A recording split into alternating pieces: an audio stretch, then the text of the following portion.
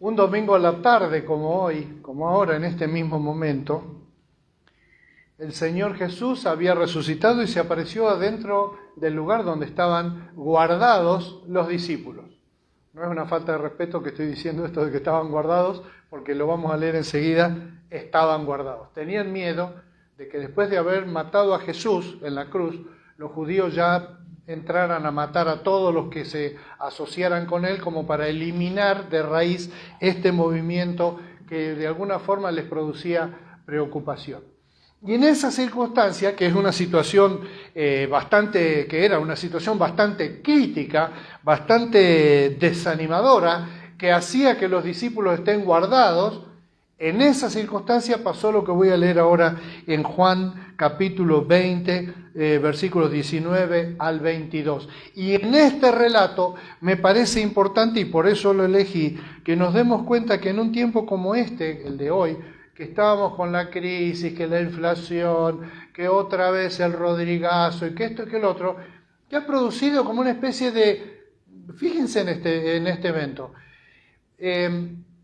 Hace 2 años fue la pandemia, entonces todos deprimidos, encerrados en la casa por la pandemia y todo. Cuando salíamos de la pandemia decíamos, bueno, ahora está lindo, se está poniendo lindo todo. ¡Pum! Crisis política, crisis económica, crisis, y entonces la gente otra vez todo para atrás. Es como una persona que está subiendo una montaña de arena. Sube, hace 10 pasos y derrama 3 para abajo, y vuelve a subir, y vuelve a bajar, y vuelve a subir, y vuelve a bajar. Hay gente que ya está cansada porque ha estado toda la vida subiendo y bajando. Más los problemas personales, más las situaciones inciertas, más la mala, hay personas que están como agobiadas. Y yo veo como una observación personal, que la he escuchado también de otras personas, por eso me animo a decirla, es que hay un desánimo general. ¿Y qué hay que hacer con un desánimo general? Bueno, hay gente que opta por la solución, bueno, vamos, pum, para arriba, pero en el fondo, cuando uno hace eso, piensa, sí, pero es mentira, la verdad es que estamos mal. Otra solución es encerrar los ojos de toda la realidad y abstraerse en algo. Por ejemplo, mirando televisión. Hay muchas formas de evadirse de esto, y entonces una forma es mirar televisión. No digo los noticieros, pero miras una buena novela, una película buena en Netflix, una cosa así, y entonces, bueno, mientras está la televisión ahí prendida, tu mente se distrae. Podés viajar, podés leer un libro, pero poco leer los libros, no se lee poco libro, ¿verdad? Pero, sí. ¿Cuál sería la solución para, sin mentira, sin comprometer la honestidad, enfrentar una época difícil en victoria? O sea, bien, ganando, estando en cierta forma contento y satisfecho, y no simplemente estar drogado o evadido de la realidad, dopado. ¿Cómo se podría hacer esto? Porque después de todo, el Hijo de Dios sabe que cuando venga el Señor la segunda vez, o sea, cerca del fin del mundo, la situación va a ser de crisis. No está ocultado en la Biblia. Jesucristo lo dijo claramente. Miren ustedes, cuando escuchen que empieza a haber rumores de esto y del otro, el que está en la terraza no entre a la casa, sino simplemente dispare, váyase a los montes a encontrarse con ese momento difícil que era en el vocabulario de Jesús de ese mensaje, la caída de Jerusalén que ocurrió en el año 70, unos añitos después de Cristo. Pero también es muy difícil no pensar que eso va a ser en la segunda venida del Señor. Es decir, el cristiano tiene que estar en alguna forma, por lo menos pensando que alguna vez sus circunstancias, las circunstancias mundiales incluso, pueden ser difíciles. No hay ningún texto en la Biblia que dice que al creyente todo le va a ir bien. Lo que dice es diferente, y es que él puede vivir en victoria en los momentos difíciles, que no es lo mismo. Ahora, te pregunto así. Vos decís, sí, bueno, pero eso es una especie de anestesia espiritual. Eso es un engaño. Entonces la cosa está mal igual. Pero entonces vos decís, pum, para arriba, pero en términos bíblicos. ¿Vos qué preferís? Que la situación que objetivamente esté mal, cualquiera que sea. Mencionamos problemas de salud, problemas económicos, problemas familiares, problemas relacionales, problemas políticos, problemas sociales, lo que fuera. Problemas de salud como la pandemia. ¿Preferís encararlo con qué método? Sin que sea honesto y que sea efectivo, es decir, que dé resultado. Porque una cosa que la vida cristiana nos va a enseñar a través del tiempo es que efectivamente, si hay un nombre para el Espíritu Santo, es el de Consolador, es el que está al lado tuyo y que te va a llevar, aunque las circunstancias sean de cualquier tipo, va a estar siempre contigo. Es la promesa de Jesús que dijo, yo estoy con vosotros todos los días hasta el fin del mundo. Y usó la palabra fin del mundo. Apocalipsis zombie. El fin del mundo. El fin del mundo. Uso el chiste del apocalipsis zombie porque es una forma de volver a esa idea apocalíptica que está en la Biblia. Va a haber un fin del mundo. Va a haber un fin del mundo para mí personal. Y es más vale que sepamos que es así. No hagamos que nuestra vida gire alrededor de eso, pero hagamos que cuando eso ocurra nos halle confiados y en victoria. Voy al texto porque todo lo que estoy queriendo decir ahora está en el texto que voy a leer. Al atardecer de aquel primer día de la semana, estando reunidos los discípulos a puerta cerrada por temor a los judíos, entró Jesús y poniéndose en medio de ellos los saludó. La paz sea con ustedes. Famoso saludo hebreo, Shalom Haverim. Dicho esto, les mostró las manos y el costado. Al ver al Señor, los discípulos se alegraron. La paz sea con ustedes, repitió Jesús. Como el Padre me envió a mí, así yo los envío a ustedes. Acto seguido, hizo algo raro. Miren, sopló sobre ellos y les dijo, reciban el Espíritu Santo. A quienes les perdonen sus pecados, les serán perdonados. A quienes no se los perdones, no les serán perdonados. De manera que tenemos claramente nosotros que entender estos tres puntos, tres movimientos que hubo aquí. El primero es que los discípulos estaban pasando una crisis, estaban guardados por causa de lo que estaba pasando. A Jesús había muerto, resucitado, y tenían miedo de que los judíos siguieran eliminando esta raíz de la fe cristiana que estaban haciendo.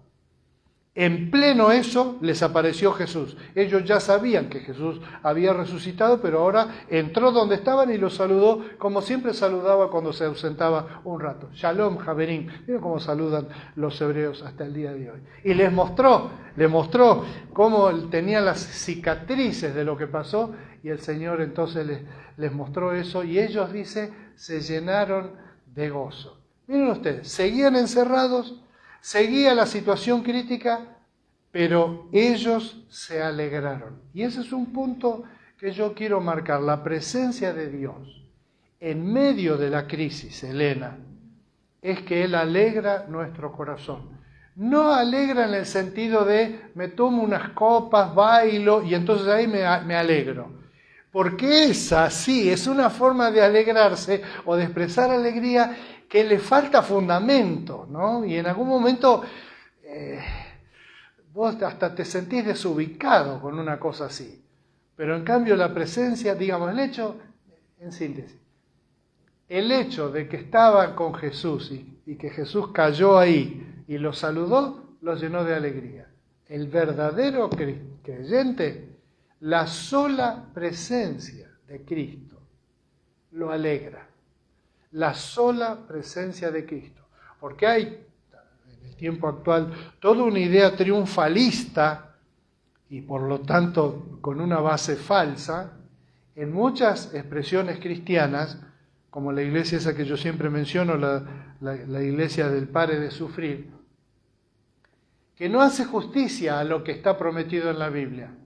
Porque efectivamente el desvío que hay en Pare de Sufrir es que pare de sufrir no implica voy a parar de sufrir porque la presencia de Dios me va a consolar, sino que si yo creo, Dios me va a resolver todos mis problemas, de plata, de todo. Si han visto publicidades de esa iglesia saben a qué me refiero, que resuelven todos los problemas de la gente. Ahora, cuando no resuelven problemas de la gente, ¿cómo le explicamos a una persona que le dijiste, confía en Dios, se te va a resolver todos los problemas? Y el problema no se resuelve. Ahora, si vos le decís a una persona, confía en el Señor siempre va a estar contigo. Y eso es mucho mejor. Y tenés vida eterna con Él. Y finalmente no estamos para siempre, para ser ricos, jóvenes, sanos, fuertes y todo en la vida. En la vida tenemos una evolución como cualquier persona la tiene. Ahí está el budista que se pone viejo budista. Ahí está el ateo que se vuelve un viejo ateo. Y está el cristiano que se vuelve un viejo cristiano. La arteriosclerosis le va a dar al budista, al ateo y al cristiano. ¿Cuál es la diferencia? La diferencia es que el cristiano, en los momentos que la arteriosclerosis le dé libertad de pensar, va a saber y a sentir que Dios está con él. Y esa es una diferencia fundamental, no una diferencia así de tono, es una diferencia cuántica, esencial, básica, fundamental, eterna. Porque no va a pasar nunca, no va a pasar nunca. Las otras cosas van a pasar. El budista va a morir y se va a encontrar de repente que sus ideas terminaron con él. El ateo va a terminar y va a darse cuenta que sus ideas terminaron con él. Pero el Hijo de Dios va a seguir viviendo en la comunión que comenzó en la tierra con su Padre para siempre. Ahí está la diferencia. La presencia de Cristo que hace que nos pongamos alegres porque Él está con nosotros. Ahí está la puerta cerrada para que nos vean los de afuera y nos digan, acá se están juntando, esto guarda, Estaban todos ahí acobachaditos, hablando bajito. Ahí me pareció para un caballo, y estaban ahí al salto. Bueno, cuando entró Cristo, eso cambió. Estaba ahí todo igual, pero estaba Jesús con ellos. Ahora, es importante siempre lo que hace Jesús, porque Jesús nunca hacía cosas así por casualidad o porque se le ocurrió. Se le ocurría porque era Dios y efectivamente era sabio. Dice que Él entró y les dijo, bueno, Shalom Javerim. Y dicho eso, les mostró las manos y el costado. Me llamó la atención, pero no encuentro una explicación por qué no le mostró los pies. Pero dice que le mostró las manos y el costado. Tenía una túnica, probablemente se corrió la túnica y les dijo, miren acá, miren, están todos, mirando las manos. ¿Qué quería Jesús hacer con eso? Quería que ellos se den cuenta que efectivamente, así como habían visto a Jesús con clavos en esos hoyos, ahora veían las cicatrices en la vida de Él y Jesús tenía una idea sobre eso. Por lo pronto estaban viendo que Él también había sufrido. Que él también había pasado una crisis, pero que la había vencido, que había incluso muerto. Es decir, no era el peligro de que pase algo, era algo que ya le había ocurrido en los días anteriores y ellos lo habían visto. Y Jesús les mostró, dice, las manos y el costado. Al ver al Señor, los discípulos se alegraron. Jesús les dijo otra vez, la paz sea con ustedes, como el Padre me envió, así yo los envío a ustedes. Fíjense en eso. Ahí nomás Jesús aprovechó esa coyunturita para decir, volvamos a lo importante. Así como el Padre me mandó a mí, acá está, miren, Él me mandó para que pase esto. Ahora ya está, ya pasó, yo obedecí, acá está. Así como el Padre me envió a mí, yo los mando a ustedes. Le volvió a reforzar ese sentido de, ¿qué hacen guardados acá en esta casa? ¿No tenían algo para hacer? Bueno, ¿qué era lo próximo que tenía que pasar? Lo próximo que tenía que pasar era la venida del Espíritu Santo. Todavía no había ocurrido. Faltaba un par de días, unos días. No 2, pero unos días.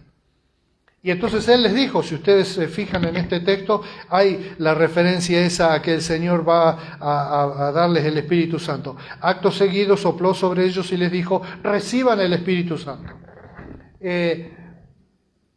Quizá pensar que el Espíritu Santo llegó para ellos antes que en Pentecostés es una forma retorcida de pensar, que busca mucho los detallitos para no entender que lo que Jesús le estaba diciendo es: la presencia viva de Dios en el Espíritu Santo en la vida de un creyente es algo que uno tiene que recibir, no que le cae como una enfermedad, que te cae cuando te querés acordar estás enfermo, sino que es algo que uno recibe como una oferta y uno tiene que recibir. Reciban el Espíritu Santo. Por eso lo del soplido, que es una cosa que no le hemos dado en la teología mucha entidad tampoco, justamente porque no tiene mucha entidad. La idea es espíritu, en griego la palabra es pneuma, y la idea es que así como el espíritu, a ver cómo lo digo esto, en la antigüedad la forma de ver la vida de una persona, como para saber si una persona estaba viva o muerta, era cómo hacían. Se agachaban y veían una persona tirada, se agachaban y veían si se le movía el pecho y si de la boca entraba y salía aire, está vivo, alguna esperanza hay.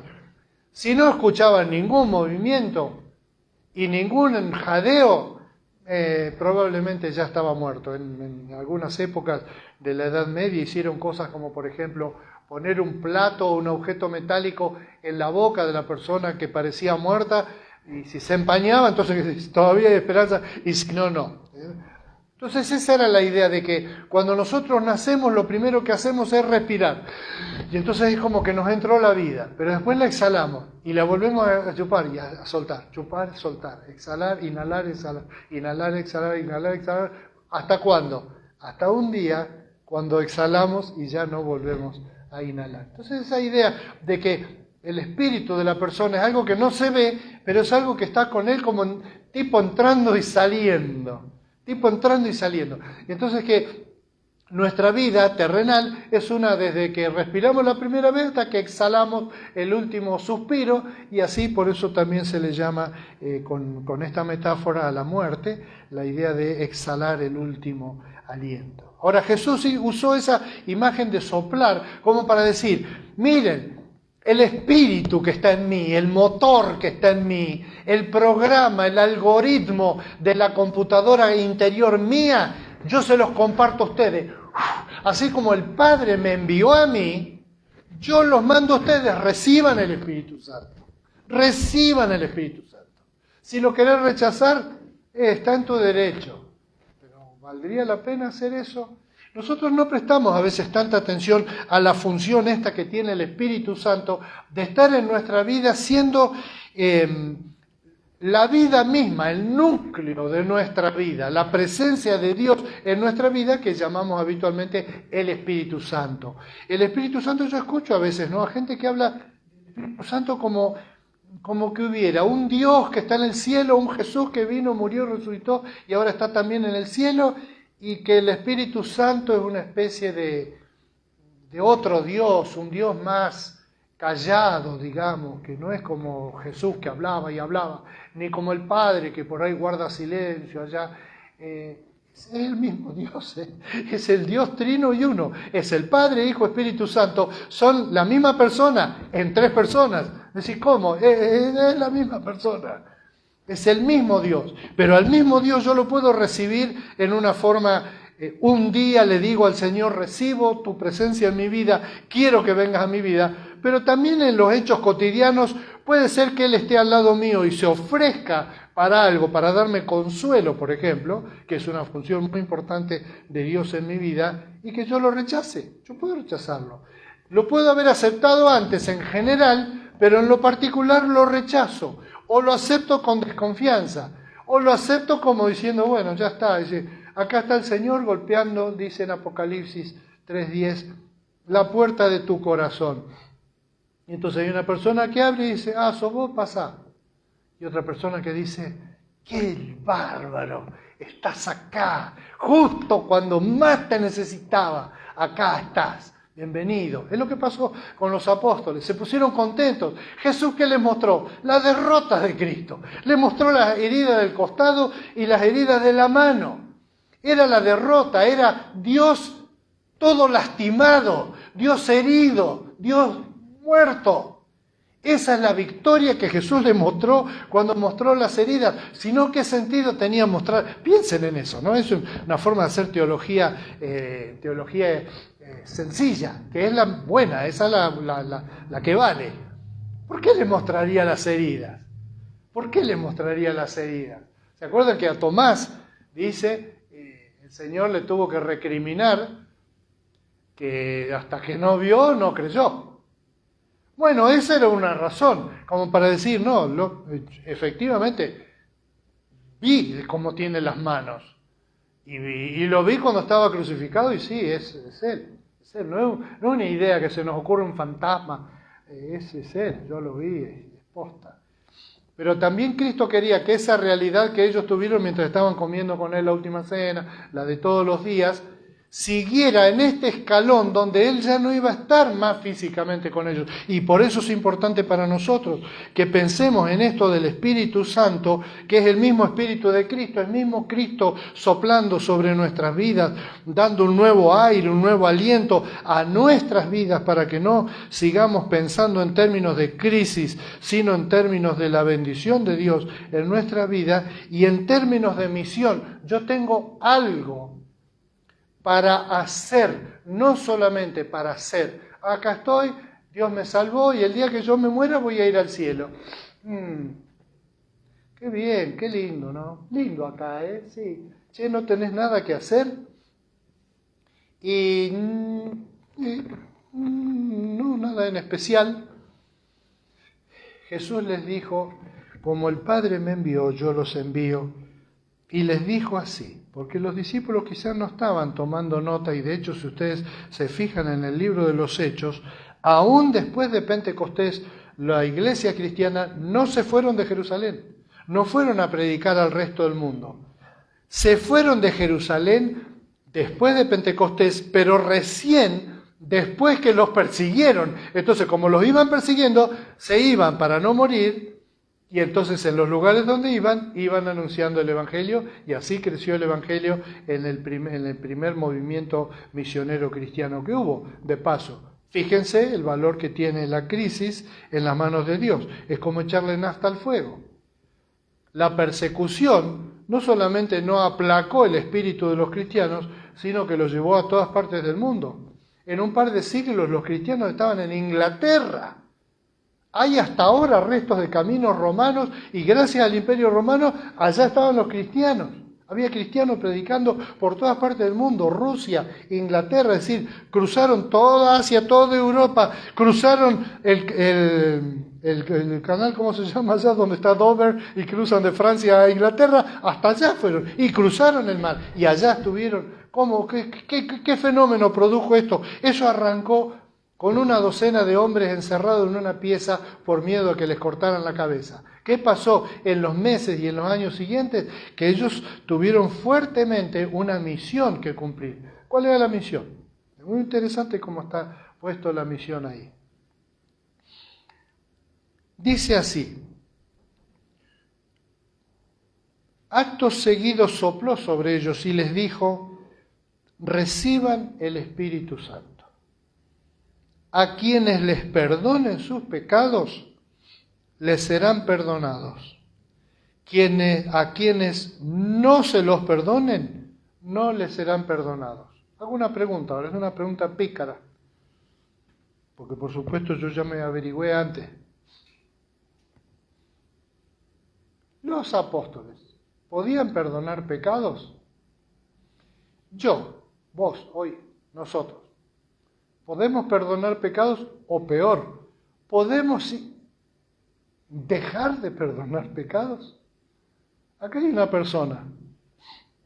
Y entonces esa persona es pecadora. Entonces ella me dice, yo he pecado. ¿Qué hago? ¿Lo perdono? Si los pecados han sido contra Dios, ¿cómo lo voy a perdonar yo? Que de hecho también he sido perdonado de los pecados. Y si yo no puedo perdonar los pecados de otra persona, entonces, ¿qué es lo que quiso decir Jesús cuando dijo, a los que ustedes le perdonen los pecados, le van a perdonar los pecados? Espacio para pensar. Piensa. ¿Se acuerdan cuando Jesús habló con Pedro? Y Pedro le dijo, vos sos el Cristo, el Hijo del Dios viviente, el Mesías. Y Jesús le dijo, y yo te digo que vos sos Pedro, que sos porfiado con una piedra. Hizo un juego de palabras con Petra, y eso es la palabra griega para piedra. Y yo te digo que vos sos Pedro, y sobre esta roca, porfiada, tosuda, molesta, difícil de manejar, edificaré mi iglesia, dice. Y las puertas del infierno no la van a vencer, etc. Y hace esa declaración. En alguna parte de la teología católica ellos interpretaron como que Jesús le estaba dando a Pedro ¿cómo se dice?, la marca registrada, la franquicia de la iglesia cristiana. La pregunta es, ¿por qué darle a Pedro justamente, y justo el que acababa después de un rato de negar, después de eso, negar a Cristo, darle a él? ¿Por qué? ¿Por qué no el mismo Cristo? ¿No es que el Espíritu Santo venía justamente para que la iglesia, para que el cuerpo de Cristo esté directamente vinculado con Dios a través del perdón de Cristo por la obra del Espíritu Santo? ¿Para qué necesitaría tener una persona en la tierra que sea el manager, digamos, del reino de los cielos, de la iglesia? Bueno, la respuesta a esa pregunta es la misma respuesta para la cual Jesús dijo eso. Es una forma hebraica de hablar.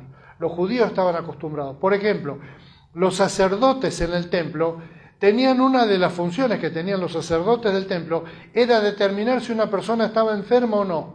Venía, por ejemplo, tenía un eczema. Hoy día sabemos que hay eczemas causados por diferentes cosas que tienen diferentes características. Los que estudian piel, que son los dermatólogos, saben cómo es eso. Uno sabe que por ahí le pica, y si le pica un día está bien, si le pica un mes, va al médico y le dice, mire, esto ya me pica hace un mes, y entonces el dermatólogo, mira, toma un examen. En la antigüedad iban al templo, sí. Entonces pedían para hablar con un sacerdote que andaban por ahí, estaban vestidos con un uniforme. La llamaban y decía, mire maestro, le quiero consultar a usted, discúlpeme, que el Señor lo bendiga, ¿qué le parece esto? Y el sacerdote entonces lo examinaba y tenía en el libro de Levítico hay una explicación de cómo debían diagnosticar. Entonces decían, bueno, vamos a hacer una cosa, usted se va a ir a su casa ahora mismo, no va a participar acá, se va a lavar bien y va a ver cómo evoluciona esa lesión. Y dentro de unos días, si eso se le fue, venga, traiga una pequeña ofrenda para gratitud a Dios porque usted ha sido liberado de lo que fuera él. Si a la semana él volvía y tenía mayor o igual, entonces él decía, puede ser lepra. La vamos a examinar un tiempito más.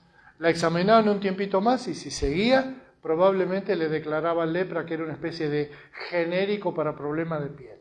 Cualquier mancha, cosa que se extendía en la piel de cualquier color, lo que fuera, aún hasta las manchas de humedad en la pared, eran considerados lepra y entonces la persona quedaba aislada de participar en el culto, con lo cual hubieran contaminado o contagiado a todos los demás. Ahora, si esa persona iba y se lavaba, por ejemplo, y decía cuando venía la semana siguiente, decía, ¿se acuerda que yo vine? Mire cómo tengo ahora, se me está yendo. Ah, bien, bueno, esperemos una semana más. A la semana ya está, mire, está todo limpito. ¿Te pusiste aceite, algo? Sí, bien, ¿te dio el resultado? Bien. Bueno, gloria a Dios, está sano, está sano. El sacerdote le decía, vos estás sano. ¿Se acuerdan que Jesús mandó a un ciego que vaya y se muestre al sacerdote? Era para eso. El sacerdote era el que decía, está sano. Ahora, ¿qué curaban los sacerdotes? No, eran como un médico, es decir, indicaban tratamientos y era la opinión autorizada para decretar una cosa u otra. Esa es la función del creyente que perdona pecados o que niega el perdón de los pecados. Simplemente es una persona que expone a un pecador a decirle, mira, esto que vos estás haciendo a Dios no le gusta, es pecado. Y no querés que Dios te perdone. Entonces la persona dice, sí, ¿cómo hago? Bueno, confesá tu pecado y pedirle al Señor que te perdone. Entonces la persona dice, sí, Señor, yo te pido perdón, no sé cómo metí la pata, ahora ayúdame. De paso, si se fijan, ¿quién fue el primero que predicó eso en Pentecostés? ¿Se acuerdan? Es muy interesante. ¿Se acuerdan? A ver, pongan, porque estoy olvidándome lo de la camarita. ¿Se acuerdan quién fue el primero? ¿Se acuerdan quién fue? ¿Cómo se llamaba? ¡Qué casualidad!, ¿no? ¡Qué casualidad! El apóstol Pedro. separó, dice en Hechos 2, separó el apóstol Pedro y dijo, estos no están borrachos porque es las 9 de la mañana, sino que esto es lo que dijo el profeta Joel cuando dijo, y en los postreros, ¿se dan cuenta? Y justamente por eso Jesús le dijo, sobre esta roca edificaré mi iglesia y todo. Entonces, ¿qué hacía el apóstol? Y si se fijan es lo que hizo Pedro ahí en Pentecostés. Cuando ellos le dijeron, varones hermanos, ¿qué haremos? Y Pedro les dijo, arrepentíos y bautícese cada uno de ustedes en el nombre de Dios y seréis perdonados. ¿Qué es lo que estaba haciendo? Perdonando pecados. Ahora, por cuenta de él, no, estaba diciéndole a una persona que le preguntaba, mira, ¿ahora qué hago? Dice, bueno, hace esto. Y cuando la persona lo hacía, decía, ¿será que Dios me perdonó? Y él entonces, ¿qué le decía? Sí, Dios te perdonó. Dios te perdonó. Y eso es función de la iglesia, es función nuestra y es para reforzar esa idea de que ¿para qué quiere Cristo que los apóstoles estén entusiasmados en plena crisis en vez de estar huyendo de que no les vaya a pasar a ellos lo mismo que a Jesús? En que lo que el cristiano que sos vos y yo tenemos no es algo para estar nosotros bien, sino que trae como consecuencia que esta persona que no conoce a Cristo, a través de lo que nosotros hacemos o dejamos de hacer, recibe o no recibe el perdón de los pecados. Si la iglesia, si los hijos de Dios no predicaran que hay perdón de los pecados en Cristo, ¿cómo recibiría perdón de pecados la gente? Se dan cuenta que no es que la persona, el creyente, perdona a él por cuenta propia, pero él es el misionero para presentar el perdón de los pecados. ¿Y cómo lo hace? De todas las formas que puede. No hay una forma. Cuando dice que ellos se iban predicando por el mundo o que vayan y prediquen el mundo, ¿de dónde sacamos nosotros la idea de que tenían que convertirse automáticamente en unos mini testigos de Jehová y tener que ir puerta por puerta, y decir, mire, nosotros somos, queremos hablar con usted, bla, bla, bla. Así no fue al principio, y por eso ese es el fuerte para tener una iglesia como la nuestra. Somos poquitos, y la gente va a decir, son poquitos. Sí, según que es lo que están mirando. Si ves en el WhatsApp, no sé cuántos serán en este momento, ahí a veces dice cuántos están. ¿Cuántos lo van a ver entre semana? Otra cantidad, pero están, se está predicando el mensaje, está llegando a otras personas. Entonces, el mensaje es para ser predicado de la manera que nosotros podamos, y de hecho las iglesias locales forman sistemas, como este sistema, por ejemplo. ¿Funcionaría sin ofrenda? Probablemente no, probablemente sí, la verdad no sé. Pero normalmente funciona con ofrendas. ¿Y funciona sin gente que haga cosas? Podría funcionar sin gente que haga cosas, pero la verdad es que también se necesita gente que haga cosas. Por eso Jesús le dijo a los apóstoles, así como el Padre me envió a mí, yo los envío a ustedes. Y esta transferencia de responsabilidad en la predicación del Evangelio, en lo que sea que vas a hacer, porque hay gente que se asusta con esto y dice, si yo le digo que sea el pastor en este momento, que estoy muy convencido, me va a mandar casa por casa con una corbatita, con unas revistas, a convencer a la gente. No, para nada. Para eso está el Espíritu Santo. Él lo va a hacer por nosotros, a través de nosotros. Y si nosotros no lo hacemos, lo va a hacer sin nosotros, por medio de otros. Así de sencillo, así funcionó siempre. El Señor quiere que veamos la estrategia. Nosotros luchamos contemporáneamente con esto de la transferencia de estrategias evangelísticas a las redes sociales. Porque entonces dicen, no, lo que pasa es que acá cuando vino la pandemia la gente se achanchó y entonces no van más a la iglesia, porque eso es Entonces yo te hago este planteo. Así como los apóstoles estaban encerrados en su casa, encuarentinados, porque estaban asustados, y Jesús los mandó a salir, a proyectarse hacia afuera, no es lo mismo que la iglesia aproveche todas las ocasiones que tiene para predicar el Evangelio a diferentes personas? ¿Sabe qué fue lo que me dio vuelta la cabeza a mí en particular? O me empezó a dar vuelta la cabeza. La verdad es que hoy me doy cuenta que hace un año para esta fecha fue que empezamos a pensar, ¿qué tal si, ya que tenemos los tips y la cuarentena continúa y tenemos comunión con personas a través de WhatsApp, ¿qué tal si alquilamos un local y empezamos una pequeña iglesia, como una reunión casera o algo así? Bueno, el Señor evidentemente tenía esa idea, porque Él la puso en nuestro corazón. Cuando la fuimos a abrir, se fueron abriendo las puertas.